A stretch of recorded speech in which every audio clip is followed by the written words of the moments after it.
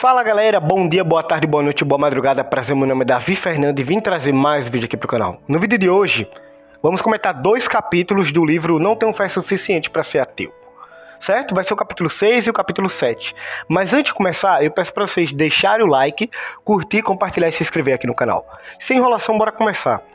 Eu fiz, literalmente vai ser um resumo do resumo, porque os 2 capítulos juntos dá aproximadamente 50 páginas. Eu não vou falar aqui 50 páginas, certo? Vou comentar mesmo com vocês. Capítulo 6 fala bem assim, ó, o título, né? Novas formas de vidas, do angu até tu, passando pelo zoológico. Aí ele cita uma frase de um cara que é muito boa, que eu vou trazer aqui pra vocês. No ensino básico, me ensinaram que um sapo, transformando-se num príncipe, era um conto de fadas. Na universidade, me ensinaram que um sapo, transformando-se em um príncipe, era um fato. Ou seja, a evolução, né? Não tem essa aí, ou seja, eu concluí. A evolução. Ron, o nome do cara, né? Ron Carlson. Então, a gente é ensinado, né? Que, eita lá, eu acho que eu esqueci, Bela e a Fera, não lembro lá, eu não lembro. Sei lá, vamos chutar, Bela e a Fera, que eu nem sei se é isso mesmo. Deu um beijinho lá no sapo, virou um príncipe. Eita, conto de fada. Mas se você for pra evolução, um sapo virou um príncipe, né? Eu sou descendente de um sapo, né? Que coisa, muito bom mesmo. Eu até brinco, sabe? Eu brinco. Eu vejo uma barata assim, eu... Bença tia. Ela vive mais tempo do que a gente, né? Bença tia. Aí você chega na bactéria, bença avó. Bença avó. É pra zoar, né? É pra zoar mesmo. Bom, essa parte do capítulo, né? Ele vai falar muito sobre micro e macro evolução, que eu já trouxe aqui pro canal o que seria, porque eu vou estar explicando um pouquinho para vocês. E ele destrincha um pouco do projeto, né? O que seria um projeto inteligente? O projeto inteligente é algo científico? O projeto inteligente é isso, é aquilo, é religioso? E não sei o que. Ele vai destrinchando algumas falácias. Deus dá lacunas e não sei o que lá mais lá. Posso citar só algumas, mas eu não vou argumentar para vocês. Só o título de cada, certo? Então, microevolução, micro e macro, são termos que são usados na evolução. Microevolução, criacionistas, todo mundo concorda. Vai haver essa microvariação. Ou variação, se eu posso assim associar mesmo, do animal. Então, quando você analisa lá os tentilhões de Darwin, que é onde ele percebe lá que em uma ilha, quando houve uma determinada seca e houve uma mudança nos bicos dos tentilhões, né, aumentaram, diminuíram e tal, com a variação da água. Então, isso é uma microevolução. Perceba que o tentilhão, ou o animal em si todo, ele não deixa de ser aquele animal.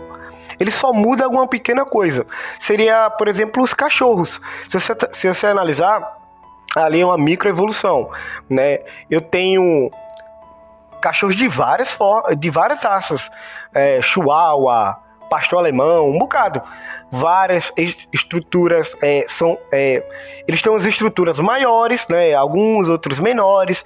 Uns são mais fortes, o que muda a estrutura do corpo, mas não deixa de ser cachorro. Entendeu? Vai variar, mas não deixa de ser cachorro. Então todo mundo concorda nisso. Por quê? Deus fez assim. Isso é uma forma inteligente que Deus criou para que a gente não morresse, a gente variasse.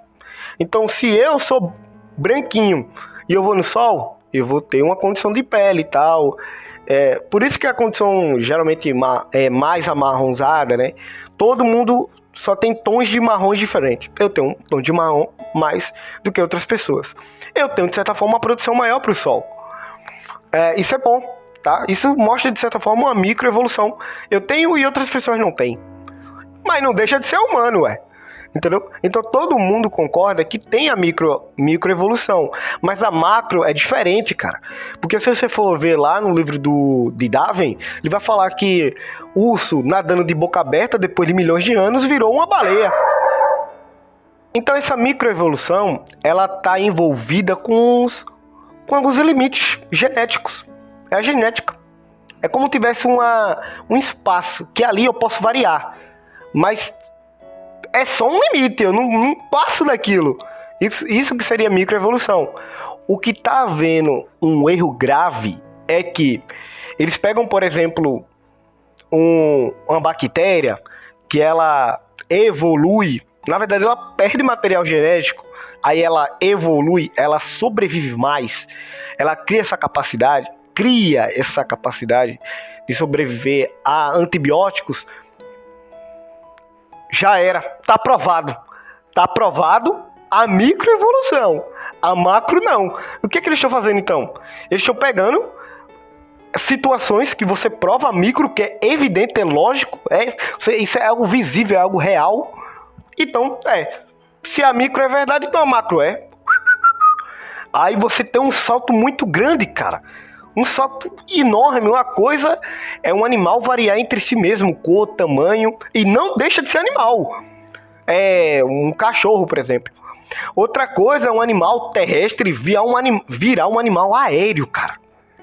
O cara tem que ter uma capacidade de voar, tipo assim. Ali vai cálculo, vai muita coisa, mano. Então, tipo assim, é totalmente diferente. Uma coisa é um animal que vive na terra, outra coisa é um animal que vive no mar. E, poxa, são coisas totalmente diferentes, mano. Aí você falar que uma macro é algo visível, não é visível. Você não vê. Não é visível, você não vê. E não é por isso, não é provado. Não provaram, mentira. Se falaram que provaram, mentira, não provaram. A única desculpa que eles vão dar é que, não, é porque demora milhões de anos. Então você não pode fazer essa inferência. Você não pode, cara. Você tá inferindo, é o seu desejo. Não tem prova, não tem nada. Você tá inferindo, tá? Mas não tem nada. Então é isso que seria micro e macro evolução. E depois, como eu falei, ele vai citar 5 pontos, porque a seleção natural, ela não é verdadeira, ela não cria, tá? Ela não escolhe. Que até, na verdade, eu tô olhando a minha colinha, que na verdade, esse termo de criar, escolher, tá errado. Porque quem escolhe, quem cria é designer, é humano, é algo inteligente, é um ser inteligente. Então, seleção natural, ela não cria nada, ela não escolhe nada, ela não tem inteligência cognitiva, ela não tem. Poxa, então, algo muito errado, certo?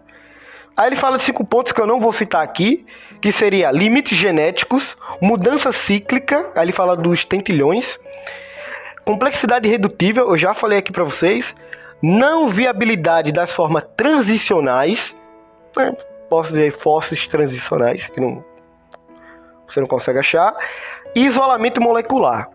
E depois ele começa ao que eu falei para vocês, ele começa a discutir projeto inteligente, comete a falácia das 2 lacunas, aí ele responde. Projeto inteligente possui motivações religiosas? Responde também. Projeto inteligente é falso porque o assim chamado projeto não é perfeito? Responde também. Cara, são respostas ótimas. E aqui a gente finaliza acho que a gente já conclui sim. Sim, acho que a gente conclui esse capítulo, pelo menos essa análise desse capítulo. Para finalizar esse capítulo, a gente faz a seguinte pergunta. Então, por que ainda existem darwinistas? Se a evidência é clara, se eu consigo analisar que a seleção natural ela não cria, que a complexidade é muito grande, é enorme, ajuste fino. Se eu consigo ver que algo ele não pode ser reduzido, extremamente reduzido, né? O caso da complexidade irredutível, né? Se você analisa a célula, você vê que é algo impressionante. E é algo muito que a gente compara, a análise da complexidade irredutível, a gente compara com a vida real. Então é algo muito visível, é algo muito testável, científico, algo lógico, muito lógico. Isso em outras coisas, cara, que eu nem citei aqui. Se isso prova que a evolução não é verdadeira, que não é verdadeira, tá? Por que ainda existem darwinistas? Aí a conclusão, ele segue por algumas respostas aqui, que, cara, é forte, mas é forte mesmo. Primeiro, o cara pode perder o emprego, né? Imagina o cara tá trabalhando há 20, 30 anos, darwinista lá, focado mesmo. Ele não quer sair disso. É o trabalho dele, cara. Ele sobrevive. Talvez tenha família, casa. contas para pagar, ele não vai sair, ele não vai deixar, ele não vai fazer essa virada de chave. Segundo, o darwinista ateísta, né? Porque tem darwinista cristão. O ateísta, né? Aquele cara que realmente não acredita que Deus existe, e ele é darwinista, é uma desculpa. Ele não gosta de Deus, tem essa... O cara realmente não pode gostar de Deus. Ou ele quer que Deus não exista. Ele quer que Deus não exista. Pelo fato de, tipo, com o darwinismo, se não existe Deus, concluir que eu sou um ateu darwinista, eu não concluo que Deus existe, logo não existe leis, não existe regras. Não, por mais que existam as regras ditadas pelos homens, elas não são totalmente absolutas. Então, pra que me preocupar? Eu posso adulterar, eu posso mentir, posso fazer o que eu quiser, cara. Eu sou livre. É como se fosse um Deus, entendeu? É como se fosse um Deus. É essa a ideia no fundo, cara.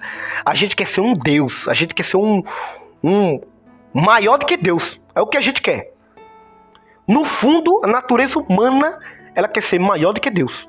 Então tudo que tiver uma escapatória para que eu seja maior do que Deus, ou igual a Deus, eu vou fazer. Eu tenho total controle sobre a minha vida. Não é Deus. Se você for ler a Bíblia, Deus, o corpo não é meu, cara. É de Deus. Vou fazer total cuidado com ele, vou tomar total cuidado. Eu não vou pecar contra Deus. Agora, se eu for ateu, darwinista, tô nem aí pra Deus. Não creio que ele existe. Posso adulterar, posso ficar. Eu não tenho esse problema de moralidade, nem nada. Pra mim, tanto faz. Então tem muitas conclusões que pode chegar porque eu sou darwinista. Por que ainda existem darwinistas? Cara, talvez, de certa forma, por conhecimento, talvez. O cara não conhece muito, certamente tem. As escolas, elas influenciam tanto que o cara, como pensa que já está sendo ensinado tanto, já é verdade, né? Então, o cara talvez tenha essa análise. Mas vamos pegar para aquelas pessoas que sabem o erro que tem a teoria e tal, os argumentos que Deus existe e tal. Então, é esses pontos que eu falei. Elas querem que Deus não exista. Né? Eu tinha essa dúvida, mas cheguei a essa conclusão lendo esse capítulo. Eu tinha, cara, não faz sentido. Deus existe, é lógico, é fato. Deus existe, a evolução não é verdadeira. Não faz nenhum sentido. Piorou, cara. Quando ele falou bem assim, que pra mim, eu nem tinha estudado nem tanto isso, cara. Nem tinha estudado nem tanto isso. Mas pra mim, é porque o cara analisa a humanidade, vê diferentes cores, diferentes tipos de animais, evolução. Realmente, evolução, microevolução. Outra coisa é macroevolução, que acaba tendo esse exagero, que não é verdadeiro. Aí é o seguinte, mas uma coisa, gente, cara, para raciocinar. Uma coisa, um urso, outra coisa, um elefante, outra coisa é uma ave que voa, cara. Outra coisa é uma árvore. Como que a árvore, a palmeira, urso, cachorro, panda, tudo esses animais, todos nada a ver, cara, meu irmão. Um animal nada a ver com o outro. Como que isso veio de uma só vida? Não faz sentido. Como que veio o segundo sexo? Não faz sentido, cara. Realmente é algo que você não... Tá, mas como que veio o segundo sexo? Não faz sentido. Então são muitas conclusões.